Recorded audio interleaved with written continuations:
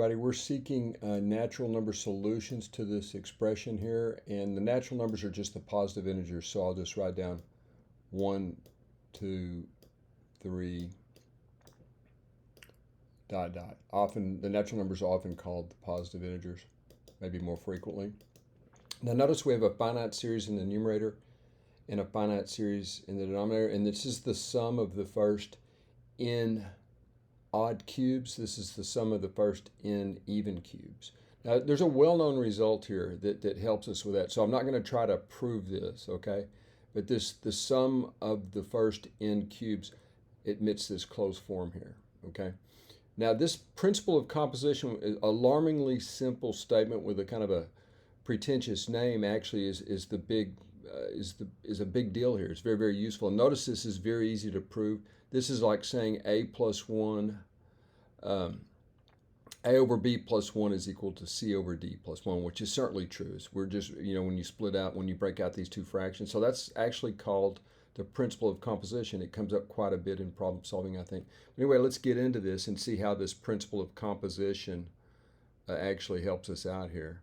Now notice that if you look at this principle of composition, you can think of this first part as a over b right here.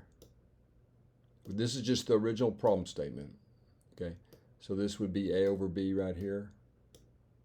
And then, of course, this would be c over d. It's amazing how just a little simple algebraic truth or arithmetic truth, whatever you want to call it, comes in handy on a problem like this. Now, if you'll notice, when you get to this stage, these are the even cubes, these are the odd cubes. If you add the even cubes to the odd cubes, you get all of the cubes, right? And so you see right here, this would be a plus b.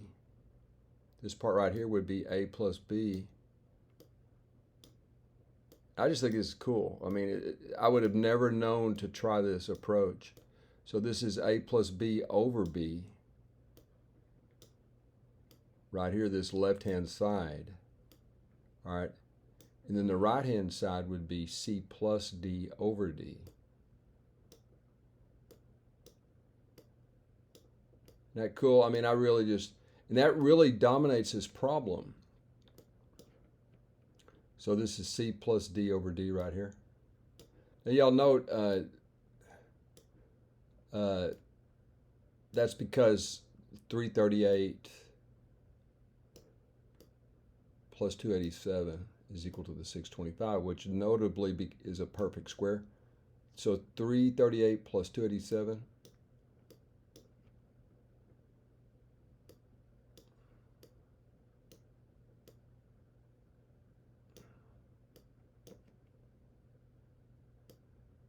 is certainly equal to I'll just write it here, equals to 625.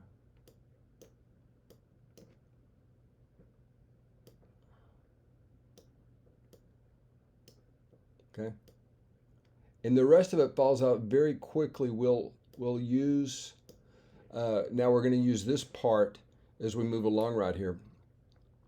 So this is the sum of the first two n cubes. So you see how I just substitute 2n here and here.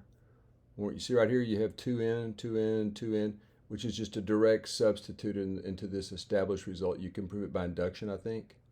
All right. Now, now this bottom part, notice how the sum of the even cubes switch to this strange looking result. Now I've shown the work down here. It's really quite straightforward. So again, 2 cubed plus 4 cubed is this statement right here. You can factor 2 cubed out of there, all right? And the reason you do that is you get the sum of the first n cubed, which has this known formula. And the algebra gives you this part right here, which is exactly what I wrote down right here. Isn't that cool? I mean, just super cool. All right. And so equals to this, and then the algebra is just laws of exponents. These n's will this n and this n, the two n's will cancel effectively, right?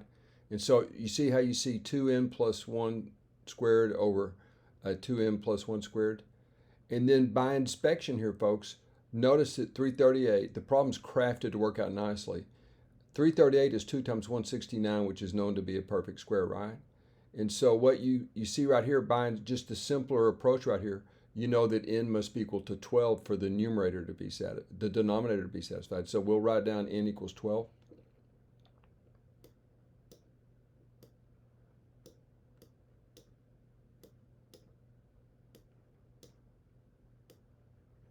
Again, if you put n equals 12 right here, you get 13 squared, which is exactly that. If you put n equals 12 right here, you get 2 times 12 is 24 plus 1, which is 25 squared. Isn't that cool? Love that one. Hope you guys shared my passion.